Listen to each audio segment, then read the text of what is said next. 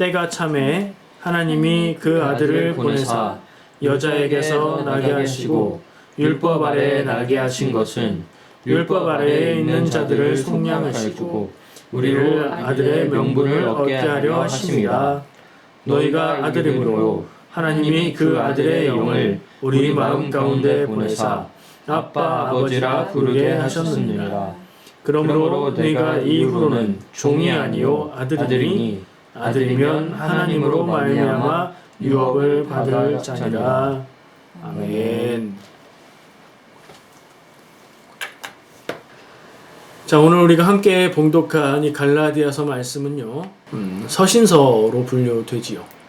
그리고 편지의 형식으로 써졌고 갈라디아 교회를 향해 써졌지만 일반적인 성도들을 향해 쓰여진 글로 그냥 읽어도 큰 무리가 없을 정도로 그런 일반적인 신앙의 권면들을 주고 있고요. 사도 바울의 편지로 그렇게 읽혀지고 있습니다. 그러니까 우리는 사도 바울이 신앙의 편지를 써주었다 이렇게 생각하고 이 갈라디아서 말씀을 읽으면 되겠습니다. 그 중에 4장 4절에서 7절 말씀은 예수님의 나심에 대해서 이야기하고 있는 부분입니다. 4장 4절 부분 첫 부분이 때가 참에 하나님이 그 아들을 보내서 여자에게 나게 하셨다. 그게 예수님의 나심을 이야기하는 부분이고요. 어떻게 나게 하셨냐? 여자에게서 나게 하셨고 율법 아래 나게 하셨다. 예수님이 사람으로서 태어나시고 그리고 유대인으로 율법을 지키는 사람들의 모습으로 그렇게 나셨다는 것을 이야기하고 있죠. 예수님의 나심을 그렇게 이야기하면서 예수님의 나심의 목적에 대해서 이어서 언급을 하고 있는데요. 그 목적은 우리라면 이제 믿는 사람들이 되겠지요. 우리로 아들의 명분을 얻게 하려 하십니다. 그러니까 우리가 아들이 되게 하려고 예수님이 오신 것이다 라고 규정을 하고 있습니다. 어떤 아들을 이야기하는 걸까요? 하나님의 아들이라는 표현이 되겠지요. 하나님이 하나님의 아들을 세상에 보내셨는데 사람으로 율법 아래에 태어나게 하셨고 그가 오신 목적은 우리가 하나님의 아들이 되게 하십니다. 이렇게 요약을 할 수 있는 겁니다. 자, 성탄절을 지내고 첫 주일입니다. 그래서 교회력으로는 성탄 후 제1주가 되는 그런 교회력 때를 예배를 하고 있습니다. 그래서 이번 주 교회력 그 성서일과의 본문은 예수님의 나심의 의미, 예수님의 태어나심 혹은 예수님의 어린 시절의 모습 이런 것들로 말씀이 이루어져 있는 것을 볼 수 있고요. 그 중에서 제가 선택한 갈라디아서의 말씀은 바울이 예수님의 나심의 의미를 우리로 아들 되게 하기 위해서다 라는 내용을 전하고 있는 것을 기억하게 됩니다.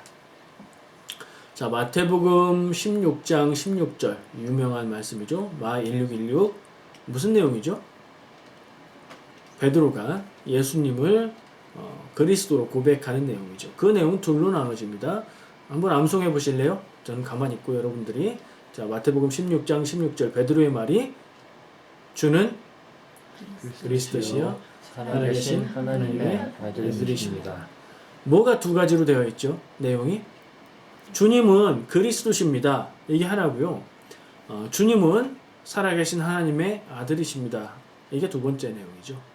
그냥 그리스도라고 고백하는 것은 우리 유대인들이 기다려오고 있던 메시아, 우리 유대민족을 구원해 주실 분입니다 라는 고백인 거고요. 살아계신 하나님의 아들이십니다 라는 고백은 그냥 그리스도됨을 고백하는 게 아니라 그냥 그리스도임을 고백하는 것은 하나님이 선택하신 사람, 하나님이 쓰시는 사람으로도 생각할 수 있는데 그 정도가 아니라 하나님의 아들이십니다. 하나님과 같으신 분입니다. 신성을 가지신 분입니다. 라고 고백을 하는 거죠.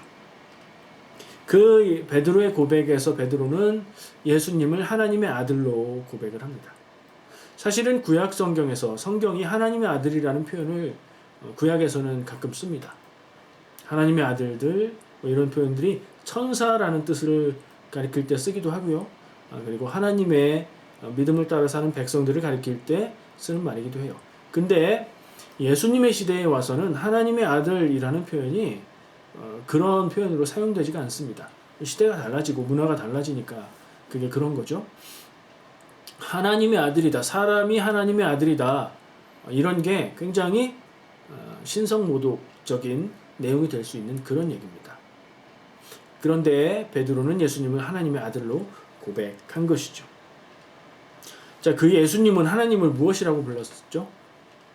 예수님이 하나님을 이야기할 때는 항상 하나님이라고 부르지 않았습니다. 아버지라고 불렀습니다. 예수님은 하나님을 아버지라고 불렀어요. 우리가 생각하고 알고 베드로가 고백한 대로 예수님이 하나님의 아들이니까 아들은 하나님을 아버지라고 부르는 게 자연스럽고 맞죠.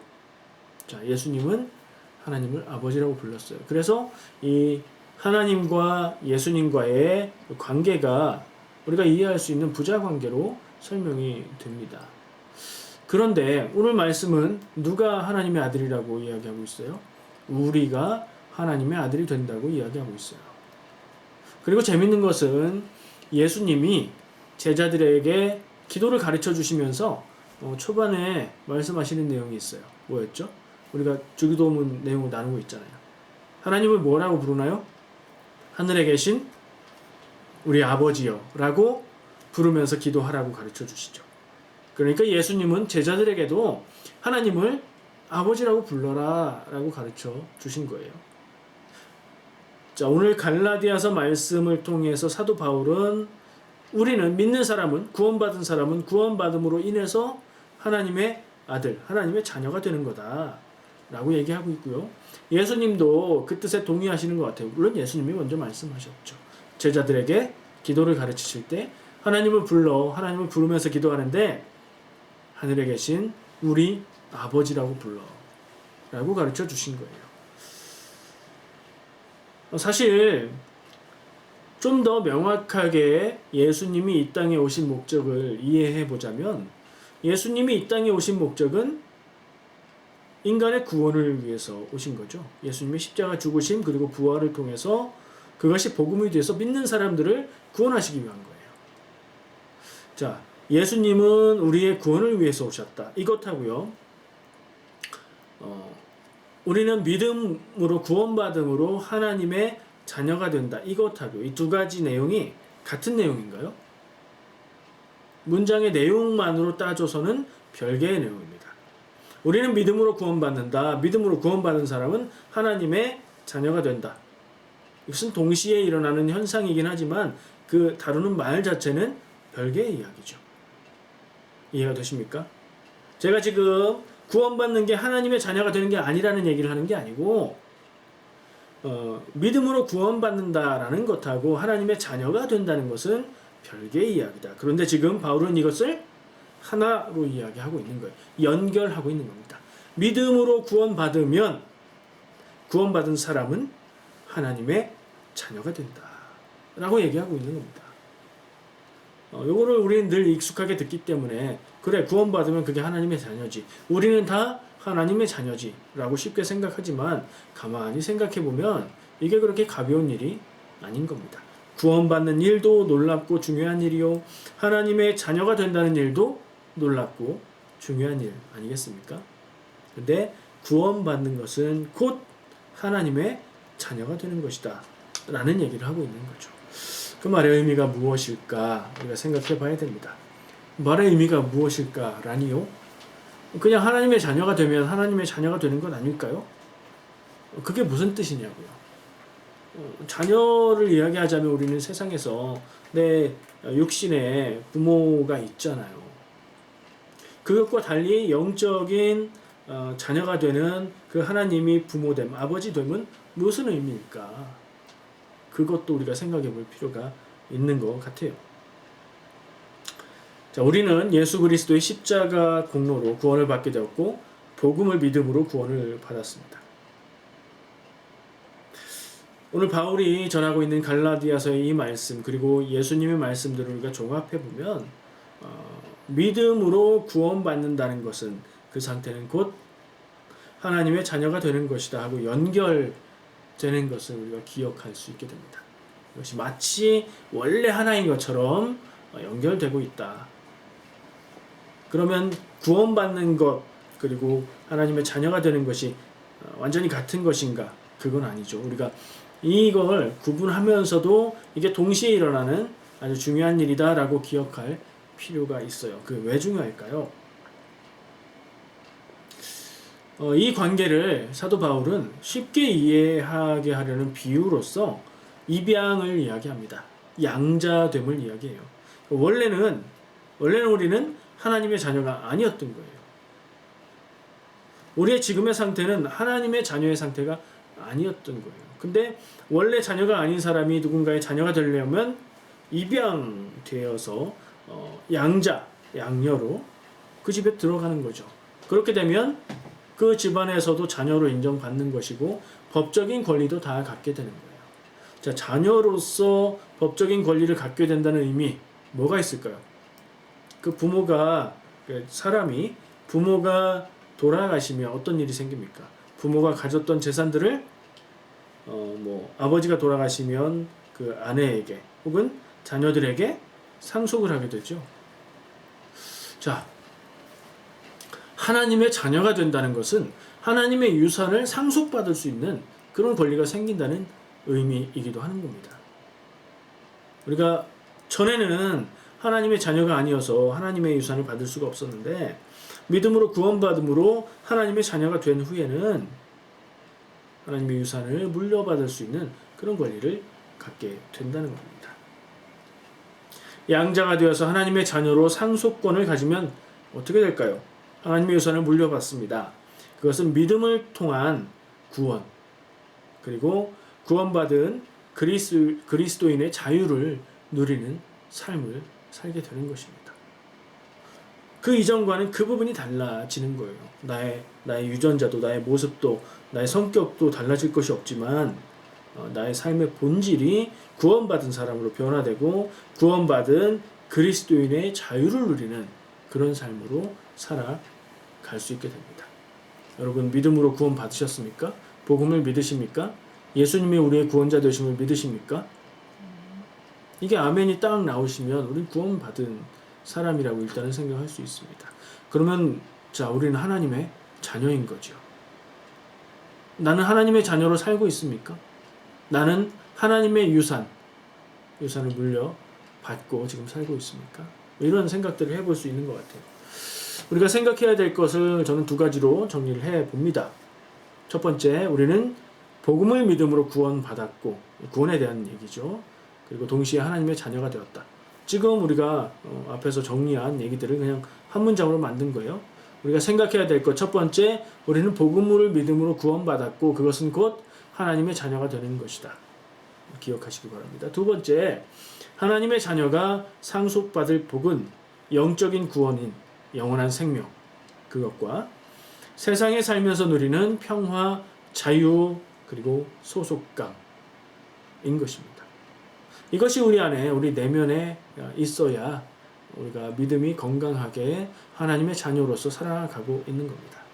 나는 교회 다니고 나는 믿음을 고백하고 나는 믿음으로 구원받았고 그래 하나님의 자녀가 됐다고 하니 하나님의 자녀인가 보다 여기서 그치는 것이 아니라 내가 세상 살아가는데 세상을 살고 있지만 영원을 소유한 삶을 이미 살고 있는 것이며 나의 삶 가운데에 평화가 있고 자유가 있고 소속감 어디 다른 데가 아니라 하나님에게 속해 있다는 그 소속감 가운데 평안을 누리는 것 그것이 우리의 삶이어야 된다는 생각입니다.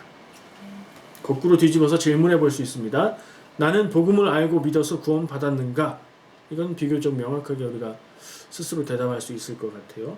그래서 나는 하나님의 자녀인가? 이것도 비교적 그럴 것 같아요.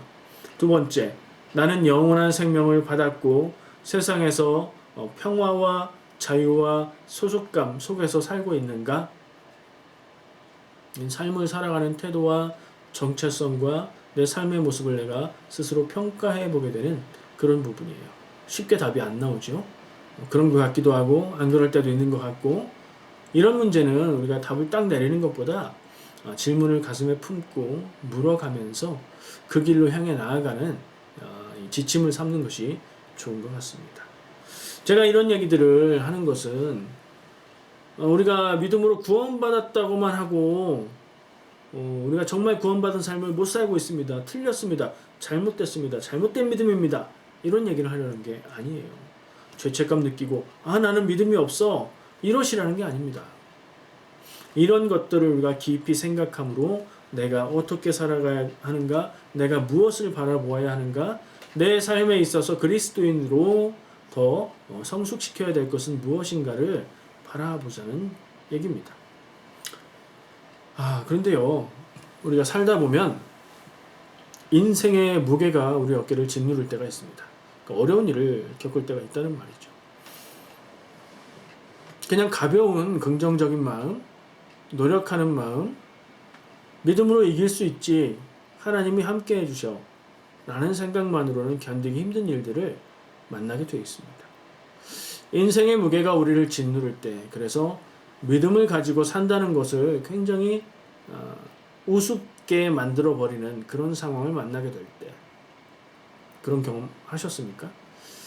연세가 있을수록 많이 하셨을 것이고 어리다면 앞으로 하게 될 겁니다. 그때 우리는 어떻게 해야 할까요? 오늘 우리에게 주시는 말씀, 우리는 믿음으로 구원받았고 믿음으로 구원받은 자는 하나님의 자녀다. 하나님의 자녀는 하나님의 유산을 상속받는다.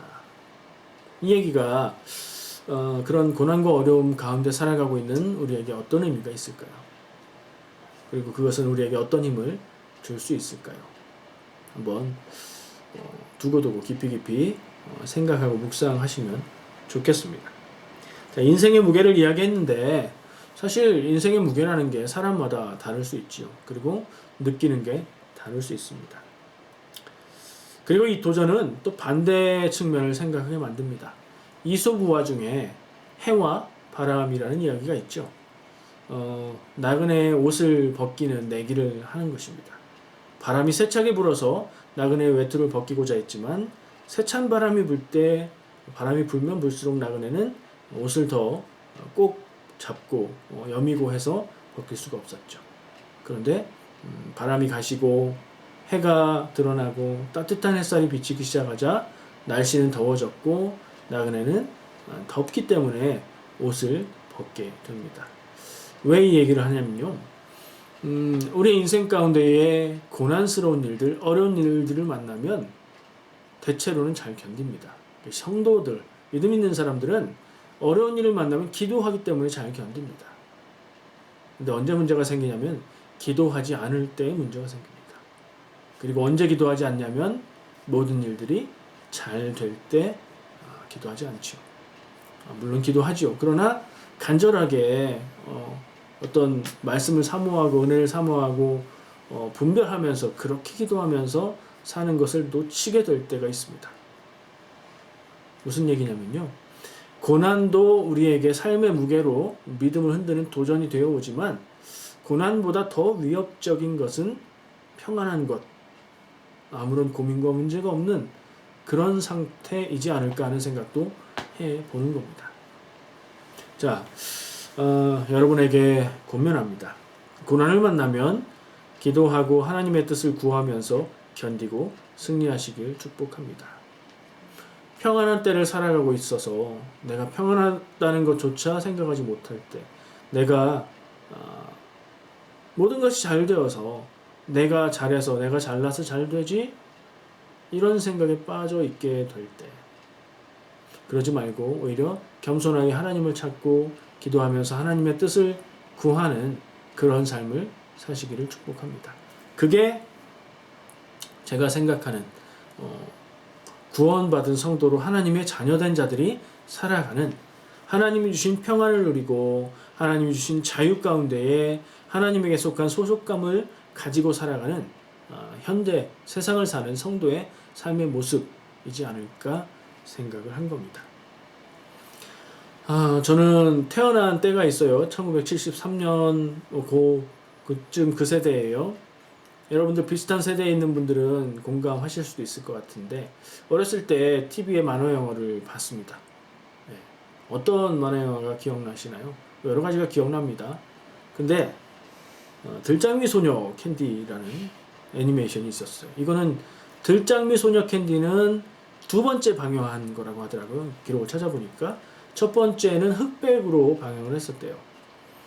제가 보통 남자 형제 둘이라서 그러니까 여자애들 취향의 그런 애니메이션을 잘 안 봤었는데 이상하게 캔디는 봤던 것 같아요. 묘한 그런 매력이 있는 그런 좋은 작품인 것 같습니다. 왜 갑자기 그 얘기를 하냐면 캔디가 고아였잖아요. 그죠? 고아였는데 어떻게 되죠? 부잣집에 양녀로 들어가는 건 아니고 처음에는 부잣집 딸 아이의 말동무로 그렇게 데려가게 돼요.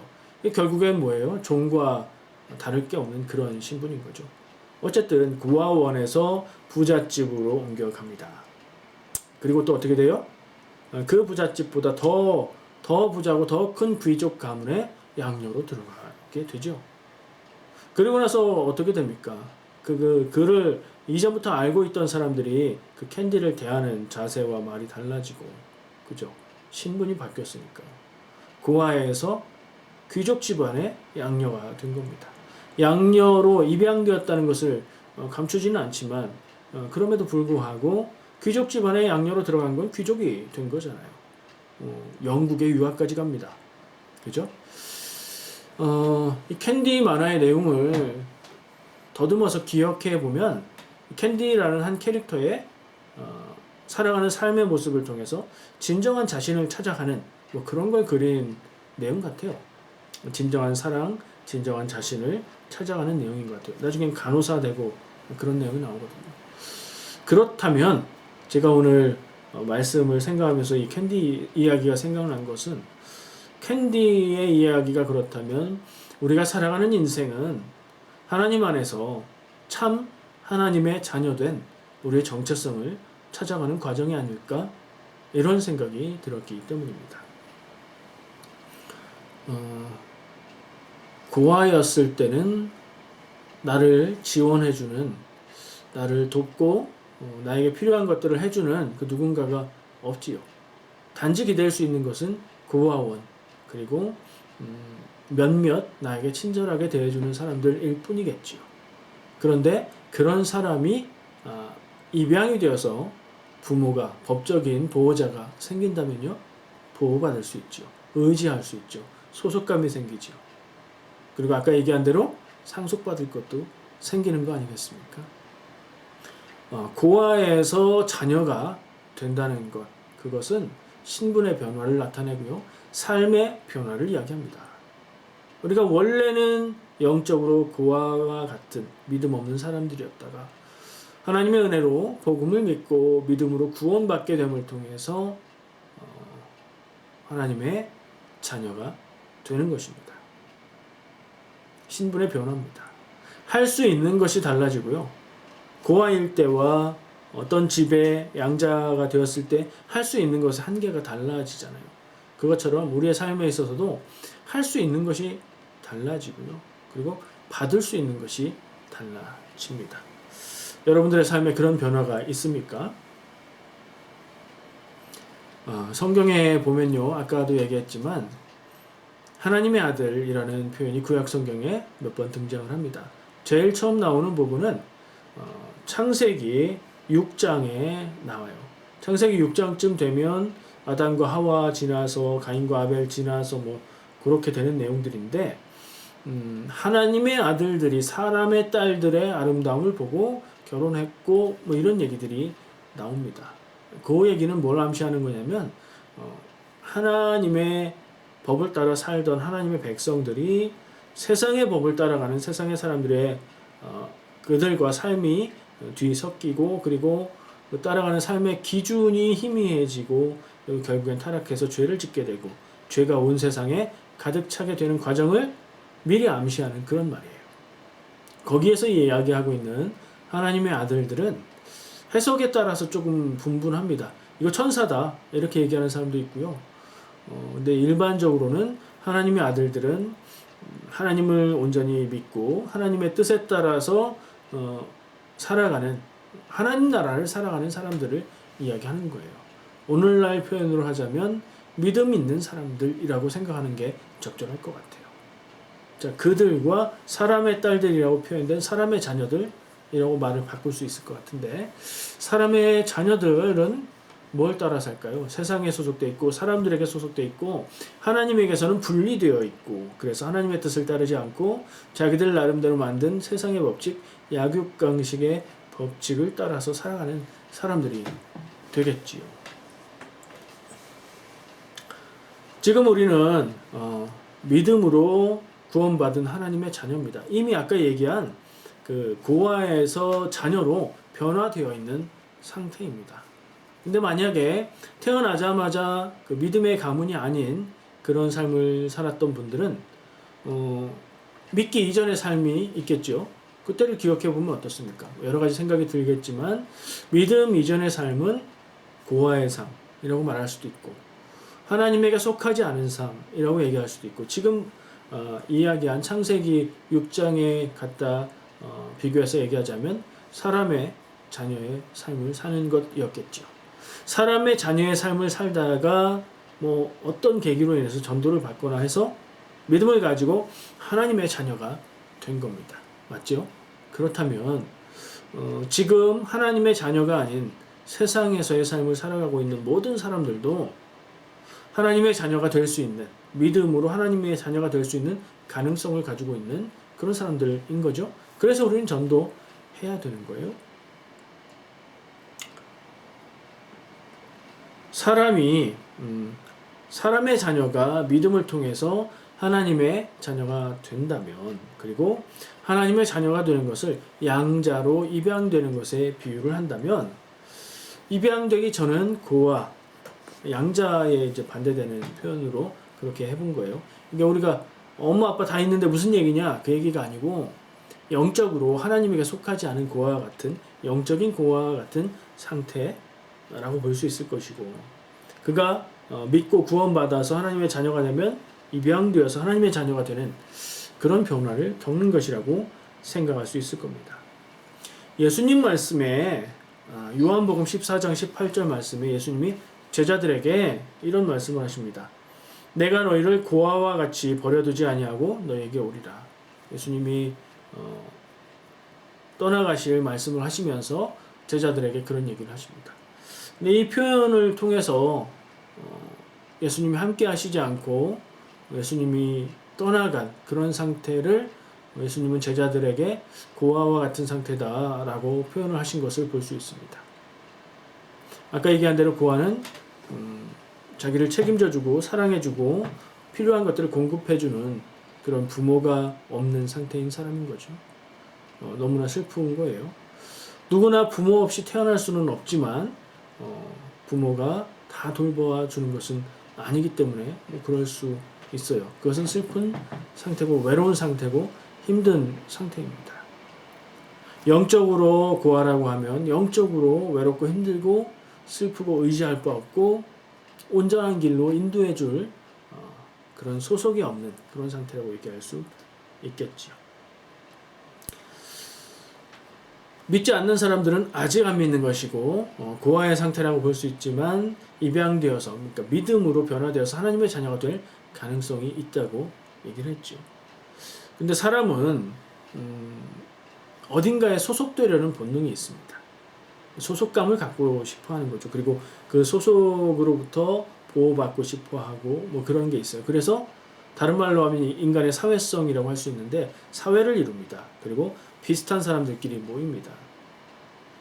근데 하나님의 자녀가 되면 당연히 하나님에게 소속감을 가지고 믿음의 삶을 따라서 사는 거니까 그 귀한 삶이 되는 건데, 그 이전에 고아, 영적인 고아의 삶일 때, 그러니까 하나님에게 입양되지 않았을 때는 그때도 그냥 각자 흐트러져 사는 것이 아니라 무엇인가 의지할 소속의 대상을 찾아서 자꾸 모이고 무언가를 만들고 이렇게 살아갑니다. 그런 사람들의 삶은 두 가지 형태로 나타난다고 생각을 합니다. 첫 번째는요, 우리가 쉽게 생각할 수 있듯이 욕심을 따라 사는 삶입니다. 세상이 뭐 별거 있어, 돈 있으면 그게 힘이고 그게 평안이고 나를 보장해 주는 것이지, 나에게 이익이 되는 길을 따라서 사는 거야, 이런 주의, 이런 철학을 가지고 사는 거죠. 옳은 것, 그렇지 않은 것, 이런 거 전혀 상관없고 나에게 이익이 되냐 되지 않느냐, 요게 중요한 기준이 되는 삶이 있습니다. 욕심을 따라 삶이라고 표현을 했어요. 그러나 인간이라면 또 고상한 삶에 대한 욕구도 있습니다. 좀 더 높은 차원의 삶을 바라보는 그런 사람도 있습니다. 그래서 정말 사람답게 사는 삶, 어떻게 하면 우리가 함께 해치지 않고 평화를 누리며 살 수 있을까? 모든 사람들이 함께 살 수 있는 삶은 무엇일까? 뭐 이런 것을 생각하고 실천하고 노력하는 사람들도 있습니다. 그런 사람들을 만나보면요, 와, 정말 좋은 생각을 가지고 있고 인격적으로도 참 훌륭한 것 같고 그래요. 근데 그런 인생에 허무한 점이 있습니다. 우리가 사람의 본질을 바라보고 생각할 때에 그런 이상은 아름답지만 그런 이상을 실제 현실로 만들 수 있는 것은 분명한 한계가 있다는 겁니다. 왜요? 사람의 생각에서 나왔고 그런데 사람은 그것을 이룰 능력이 없기 때문입니다. 사실 보면 교회 바깥에 너무나 착하고 너무나 좋은 생각 가지고 훌륭한 인격으로 그렇게 살아가는 사람들이 많이 있습니다. 근데 안타까운 것은 그들이 바라고 생각하는 삶의 한계가 분명하고 명확하다는 거예요. 그렇다고 해서 우리가 우월하다는 얘기는 아닙니다. 믿음으로 살기 때문에 우리는 하나님이 다 주시고 우리가 훨씬 그들보다 그래 봐야 우리가 더 나은 삶이야 라는 그런 우월감을 가질 것은 아닌 것 같아요. 실제로 사는 삶의 모습만 평가해서는 많이 부족한 경우들도 있지 않을까 생각할 수 있기 때문이죠. 그러나 좀 전에 말한 대로 우리가 하나님의 자녀로 살아가는 삶에 있어서는 하나님 나라를 살고 하나님이 주시는 평화를 누리고 이게 가능한데 세상의 기준, 세상의 것, 하나님의 양자됨이 없이 하나님의 자녀됨이 없이 찾아갈 수 있는 그 좋은 이상의 모습은 일단은 첫 번째 불가능하고 두 번째 분명하게 한계가 있다는 것, 그것을 생각하게 됩니다. 정리해 보겠습니다. 바울은 우리가 하나님의 자녀라고 했습니다. 예수님은 하나님을 아빠 아버지라고 부르라고 하셨습니다. 우리는 하나님의 자녀지요. 마음에 아멘이 되십니까? 마음에 그런 확신이 있으십니까? 있으시기 바랍니다. 하나님의 자녀가 된다는 것은 신분이 변화되는 것이고요. 그것은 할 수 있는 한계가 달라지고 물려받는 유산이 생긴다는 말이고요. 빌립보서 4장 13절에 이런 말씀이 있습니다. 이것은 우리가 할 수 있는 일의 한계에 대한 얘기를 제가 생각하다가 기억난 말씀인데 내게 능력 주시는 자 안에서 모든 일을 할 수 있느니라. 이 말씀 기억하시죠? 믿음 안에 있을 때 우리는 내게 능력 주시는 하나님 안에 예수님 안에 거하는 것이고요. 그분이 나의 능력이 되실 때 우리는 모든 것을 할 수 있는 줄 믿습니다. 또 우리는 하나님의 나라를 유산으로 받는 것입니다. 우리는 세상에 좋은 것도 많이 있지만 그 세상에 좋은 것과 비교할 수 없이 더 좋은 하나님 나라를 소유했기 때문에 세상에서 욕심에 매여서 불행하게 살지 않습니다. 욕심 때문에 불행할 수 있습니다. 그러나 우리는 하나님의 자녀이기 때문에 더 좋은 것을 이미 가졌기 때문에 욕심에 매이지 않을 수 있습니다.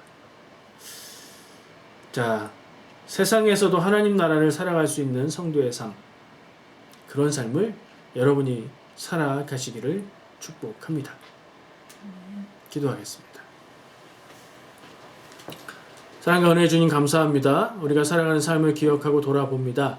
주의 은혜로 살아갈 때에 주여 붙들어 주시고 우리를 믿음으로 인도하셔서 하나님의 자녀 삼으셨으니 하나님의 자녀로 세상을 살아갈 수 있도록 인도하시고 붙들어 주시옵소서. 우리의 능력이 되어 주시고 우리의 인도자가 되어 주시옵소서. 예수님의 이름으로 기도합니다. 아멘.